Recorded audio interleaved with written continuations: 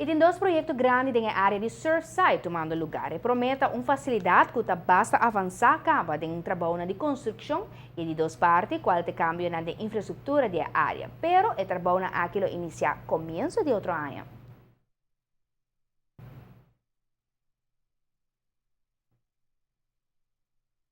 Projeto Agidang e nós temos um contratista que nos advisar acaba para não ter trabalho e essa que demanda de FDA hoje para aprovar a decisão que não. O governo de Aruba tem como meta para cumprir com a exigência para os beaches ng Haya e reconhecimento de assim chamada Blue Flag.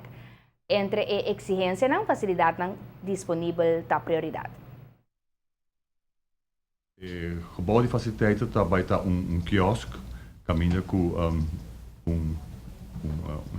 bende refresco que come e também em ano vai ter lugar para ainda por ducha hora não acaba de banho de la mar e também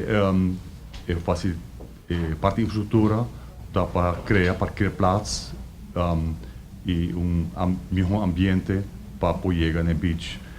A ideia é a mesma coisa que nós fazemos na Baby Beach, caminho que nós trabalhamos é parkeerplaats e facilidade que o lobby tem espaço para auto com trailers que a barra bote por estacionar tem suficiente lugar para Renaissance Island para fazer uso de barge para barra e sushi também que não está acumulado a isla. Isso aqui está enkele het complementar é parte de linha park também, porque está net entre linha park fase 1 com fase 2 e ela complementar é parte também.